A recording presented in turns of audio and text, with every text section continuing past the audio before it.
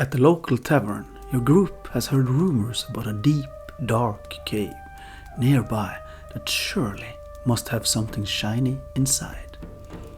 Hunting for treasures unknown, your group has descended into the deep dark. You all have the feeling of being watched, and those broken traps passed on the way down have given you a weird feeling.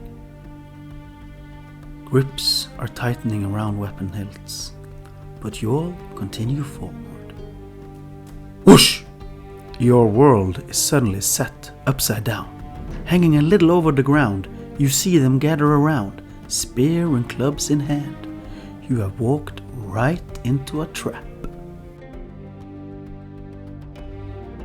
Hello Glacial Gamers, and welcome to D&D Lore Bite-Sized. Here we will take a short dip into different monsters, races and other D&D related stuff. Today we are looking at a small but cunning creature. Can you guess what it is?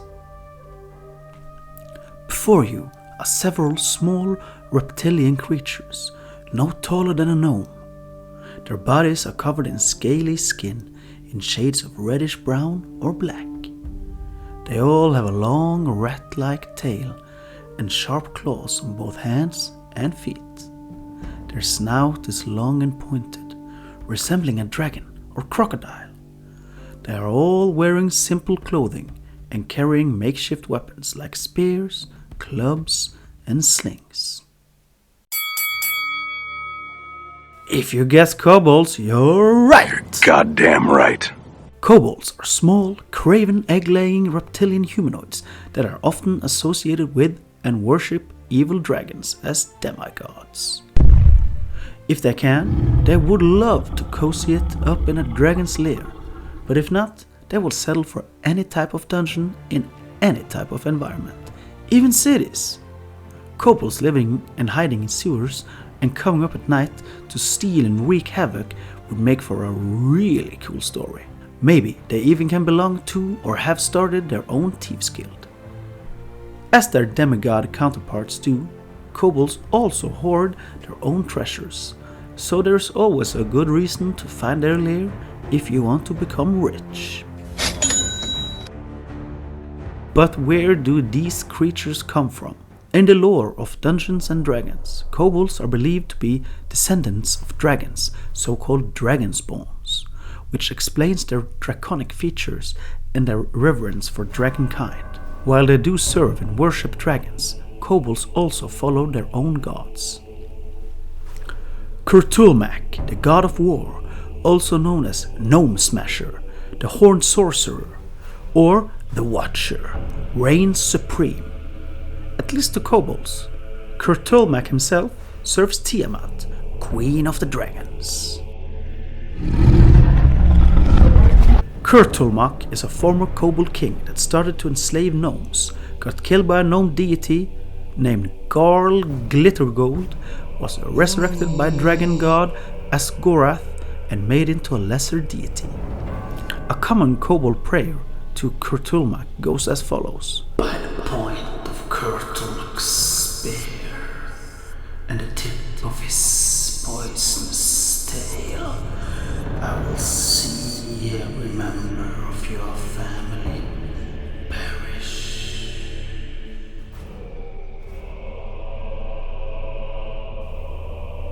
By Kurtulmak's side, you would find Gaknulak. He was the kobold god of trickery, trap-setting, stealth and ambushes, but also, weirdly enough, their god of protection.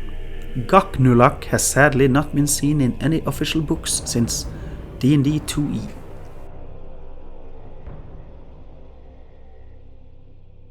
But do the kobolds of D&D have real-world counterparts? Yes, in Germanic folklore, kobolds was an umbrella term of different nature spirits and house spirits.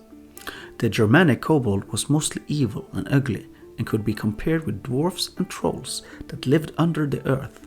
The word kobold is related to the English word goblin, and the story of the kobolds can also be compared to the Norwegian Nissa. But enough of the real world, let's get back to kobolds of Dungeons and Dragons. Stat-wise, kobolds ain't heavy hitters. They are nimble and quick, scoring a 15 in dexterity. But team that up with a low everything else, well, you get it. Kobolds are great low-level encounters for your adventuring party, coming in on a combat rating of 1/8. But we warn DMs, several kobolds can pack a real punch due to their pack tactics, giving them advantage on attack rolls as long as there is another kobold in reach of their foe. If you happen to have set a throng of kobolds loose on your low-level adventuring party, don't worry, they can always start over.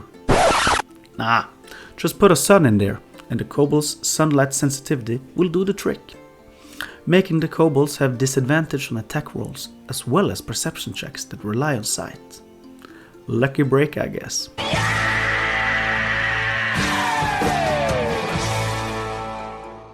Now, kobolds with sunglasses. That's a challenge. Despite their small size, kobolds are not to be underestimated. Even though the common kobold has low intelligence, charisma, and every other stats except dexterity, there are some kobolds that are built different. Kobold Dragonshield is, as the name hints, a shield for dragons, or more exactly, dragon eggs. These kobolds are champions of their people and either chosen by the dragon and given power or born with these powers. They are skilled warriors and excel in hand-to-hand combat, wearing a shield of dragon scales and the ability to rally in the face of certain death, inspiring others to follow them. Some kobolds even possess the innate talent for arcane magic, making them even more dangerous to foes and highly valuable members of their communities. These kobolds scale sorcerers usually fill the role of advisor, or if they reside in or near a dragon's lair, they may serve as a dragon's diplomat and mouthpiece.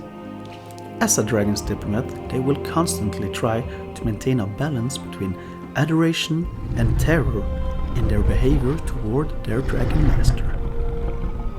There is also one other kobold variation that is very interesting, and that is the playable race of kobolds. At least if you use the book Mordenkainen Presents Monsters of the Multiverse. In short, the playable kobold can use a draconic cry that gives you and your allies advantage on attack rolls against any close-by enemies that can hear it. They can also choose between craftiness, defiance, and draconic sorcery to show the kobold's connections to dragons. If you want to play something different than usual, give kobolds a try. So, next time you encounter a group of these small scaly creatures, remember that they are more than just cannon fodder. If you liked this video and want to watch more, please like and subscribe. There are links to several playlists in the description. Feel free to drop a comment and tell me what I missed. Idiot! Or if you have a suggestion to what can be covered next. Check out the rest of the channel. We have a D&D actual play podcast set in our homebrew world of Norgard. And we have weekly D&D dad jokes. Stay rolling and may your dice forever be frozen.